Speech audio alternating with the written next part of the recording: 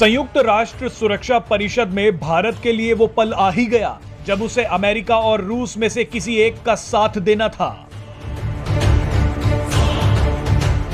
Ukraine पर हमला करने के चलते संयुक्त राष्ट्र सुरक्षा परिषद में रूस के खिलाफ एक प्रस्ताव लाया गया था। भारत ने बहुत ही समझदारी दिखाते हुए रूस के हमले की निंदा तो की, लेकिन वोटिंग से परहेज कर लिया, क्योंकि एक तरफ रणनीतिक साझेदारी वाला दोस्त अमेरिका है तो दूसरी तरफ सालों से पक्के दोस्त की भूमिका निभा रहा रूस। संयुक्त राष्ट्र में भारत के स्थायी प्रतिनिधि टीएस तिरुमूर्ति ने भारत की तरफ से पक्ष रखा। उन्होंने कहा कि मतभेदों और विवादों से निपटने के लिए बातचीत ही एकमात्र रास्ता है।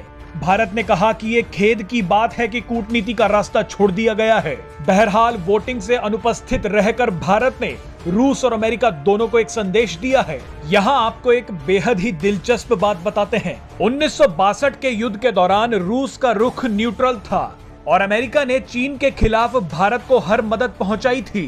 तो वहीं 1971 के युद्ध में अमेरिका ने खुलकर पाकिस्तान का साथ दिया तो अमेरिकी बेड़े को रोकने के लिए रूस सामने आ गया था। इस वीडियो में आपको बताएंगे कि यूक्रेन मुद्दे पर कैसे भारतीय कूटनीति की परीक्षा होगी। संयुक्त राष्ट्र में रूस के खिलाफ निंदा प्रस्ताव की वोटिंग के दौरान अनुपस्थित रहकर भारत ने यह साफ कर दिया कि अब उसकी रणनीति इस पूरे संकट में क्या रहेगी। भारत न अमेरिका के साथ जाएगा और न ही रूस के साथ। हालांकि प्रधानमंत्री मोदी ने पुतिन से 20-25 मिनट लंबी बात की और ये बताता है कि भारत का रुख रूस की तरफ थोड़ा झुका हुआ रहेगा। भारत के रूस के साथ ऐतिहासिक मैत्री और सैनिक संबंध हैं। भारतीय सेना का 70 से 80% सामान, सैनिक साजो सामान रूसी मूल का है, जो या तो रूस से आया है या रूस के लाइसेंस पर भारत में बनाया गया है। मिग 21 सुपरसोनिक जेट्स भारतीय वायुसेना के पहले सुपरसोनिक थे, जो 40-50 साल बाद आज भी इस्तेमाल हो रहे हैं। भारतीय सेना के टैंकों के दस्ते की रीढ़ T-90 टैंक भारत में बन रहा है, जिसे रूस के साथ समझौते के बाद बनाया गया है।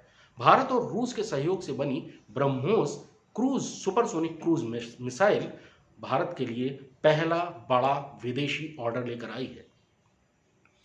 इस समय भारत में अमेठी के पास स्टैंडर्ड इश्यू राइफल, जो भारतीय सेना का मुख्य हथियार होगी, AK-203 राइफल, जो 6 से 6.5 लाख की तादाद में बनाई जाएगी, वो भी रूस के साथ सहयोग से बनाई जा रही है।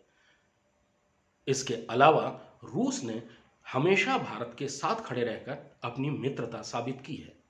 अमेरिका के साथ संबंध गहरे हो रहे हैं, लेकिन अभी उन संबंधों को परिपक्व होने में समय लगेगा। दूसरा, अमेरिकी कूटनीति और विदेश नीति का इतिहास ऐसा नहीं है कि उस पर आंख मूंद कर भरोसा किया जा सके, और खासतौर पर भारत ऐसी गलती कभी नहीं करेगा कि वो आंख मूंद कर अमेरिकी खेमे में चला जाए। लेकिन सबसे बड़ा संकट यह है कि इस पूरे यूक्रेन क्राइसिस के दौरान चीन क्या हरकत करता है।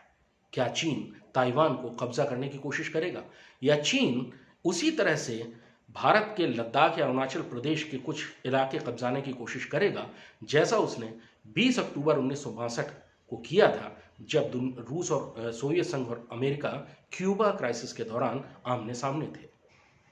लेकिन भारत की कूटनीति की अग्नि परीक्षा अगले कुछ महीनों में होगी। दरअसल इस सरकार की जो सबसे बड़ी सफलताओं में से एक रही है, वो रूस और अमेरिका दोनों के साथ संबंधों में संतुलन बनाए रखना है। लेकिन उस समय भी भारत ने अमेरिका के सामने अपना रुख साफ किया था कि विदेशी और सैनिक संबंधों के मामले में वो अमेरिका के किसी भी निर्देश का पालन करने के लिए बाध्य नहीं है। अमेरिका ने 2017 में रूस पर काटसा के तहत Presenting B News app available on Google Play and App Store. Download it now.